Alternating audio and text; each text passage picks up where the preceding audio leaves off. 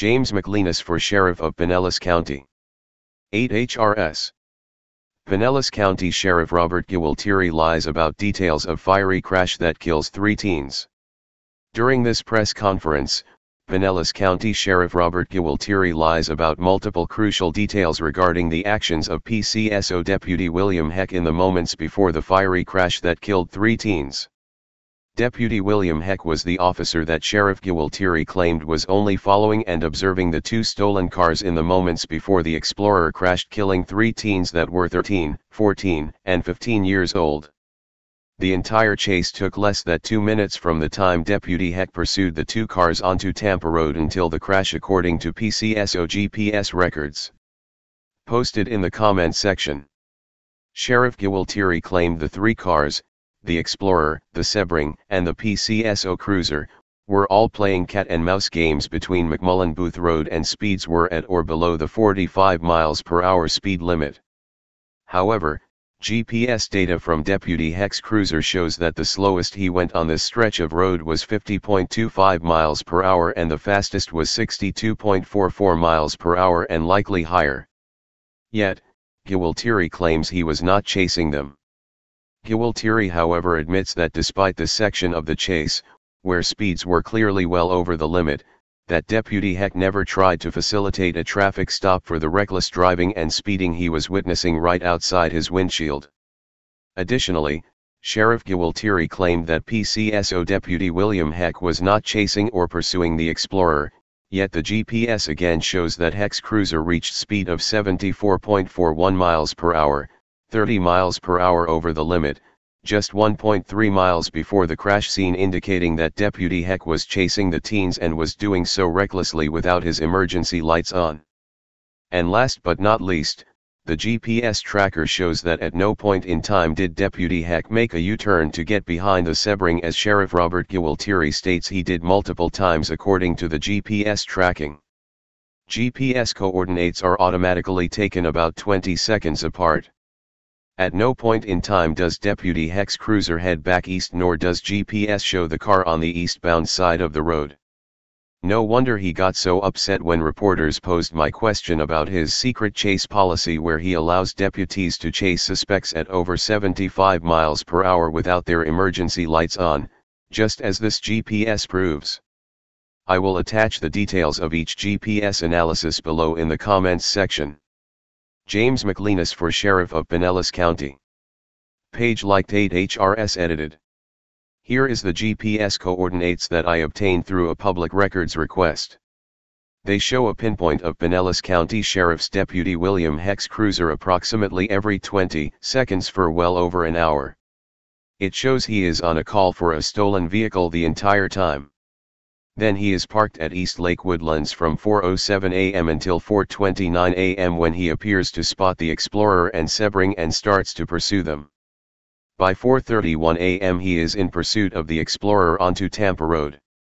In his press conference, Sheriff Gualtieri claimed that Deputy Heck, which he refused to name, had only spotted the cars at the exit ramp from McMullen Booth to Tampa Road at about 4:30, but the GPS records show that Deputy Heck abruptly left his perimeter watch location at 4:29 and drive at a rapid pace directly in the spot he claimed to have first seen the stolen cars. And so when the deputy is following them and they're in the course of that cat and mouse game, are the lights and sirens on? Is it? No. Were there, in the second instance, after they were spotted coming out of East Lake, did they ever get lit up? No. And if when they were doing that cat and mouse game, they were going more than 100 at certain points? Well, no, it didn't hit 100 until after so it didn't hit 100 until after Lake St. George. So, if you look at this, is that back here, the off-ramp is where you first saw them. They're doing this cat and mouse thing all in here. They get to here at Lake St. George. That's really where the Explorer picked up speed and started taking off. And so all this cat and mouse is back here. It isn't until here, and then the deputy does a U-turn after the Explorer takes off. So the speeds were not very high back here at all. Might even been within the speed limit at some of the places, or with the Sebring below the speed limit. At one point, the deputy estimated the Sebring was only doing 30 miles an hour. It wasn't until past Lake St. George that the Explorer took off and got into here, started doing 100, and that's where Keandre says it was 120 to 140, and he was seated in the rear passenger seat so he could see the speedometer. And so that deputy who pulled the U-turn, did he catch up to the Sebring? Did he also witness the crash, or? So he turned around, did fall in behind the Sebring, and as the Sebring went south on 19, he went north to Melendez because he saw that Melendez had been hit. So that deputy did not engage the Sebring any further. Was he right behind the Sebring at the time of the fireball? Did he also witness the fireball? No. And did the Sebring ever exceed 100? Not that I know of. I don't know what his speed was. Again, the helicopter was following it. Yeah. It was fleeing. Sorry.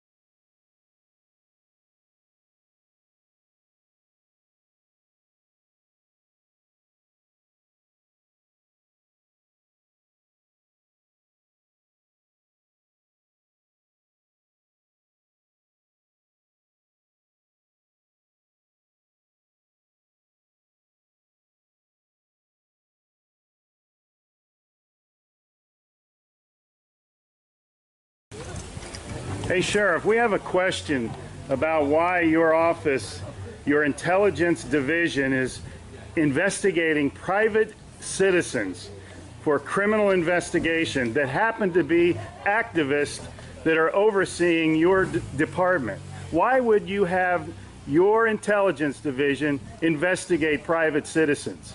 We have done...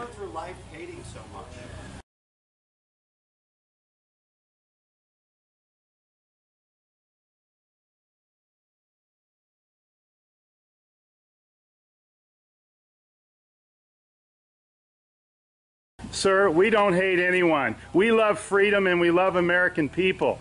And government is out of control. That's why you're seeing such a revolt nationwide.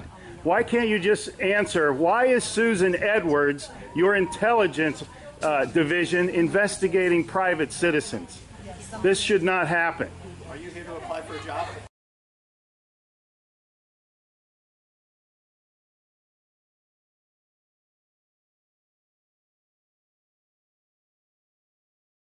Possibly I might be applying for a job, but that's irrelevant to my question. Why would you ask that question? Well, enjoy the fair. Okay. Excuse me. Excuse you? Excuse me, sir. So those of you that haven't Wow. been on a bike before, we're Sheriff's just getting a little too pushy. is You the work hard for part. us, Sheriff. And Just keep that in mind. At one time we respected you, but not with that type of attitude.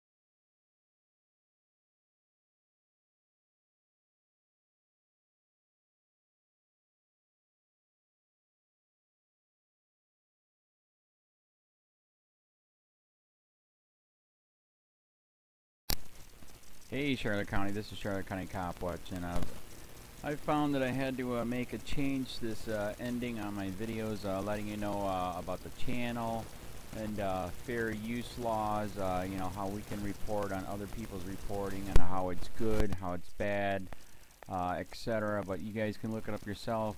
It is legal. It's in there. But like I've told you before, that I've been cut off from making money on YouTube for 4 years. It's really weird, bizarre, but they cut the money off, but they said you can keep the channel, and now YouTube makes all the money. And if you get bored, plug it into Social Blade website, and you'll see that they are making a huge amount off the site. Right now it's at 63 million views, 53,000 subscribers, almost 3 million views a month.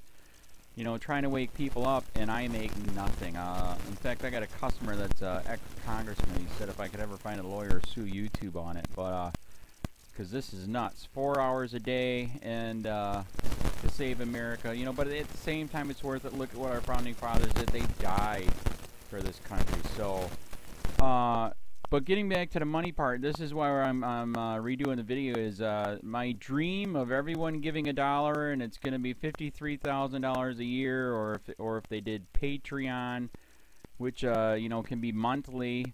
That is not working. That'd be great if it did. Nothing is perfect. And I appreciate the people that do donate, you know, what they can on PayPal. And there again, I'm letting you guys know that is not much. Is, you know, monthly is, oh my god. So anyways, yes, you cannot live on it. It's very, very, very low amount. But the dollar things, I do appreciate that. But when I first said everybody give $1, that's not working. I'm just letting you guys know it's, yeah, that's that dream. Everybody gives $1. 53,000 subscribers, it's not working. So yes, if you can give more than that, you know, I appreciate it. Like I said, you know, I'm in a unique situation where, you know what, we're already debt free, and I'm not rich, but with the little business that we have, I am able to do what I am able to do 45 hours a day, you know, letting you guys know what's going on. In 4 years, I've did the whole thing myself. 12,000 videos on there. I literally get emails where people are like, holy crap, I never knew it was this bad. And it is this bad, and it's getting worse every day because we have the internet, we have cell phones, we have cameras everywhere now, and it's just disgusting what's going on.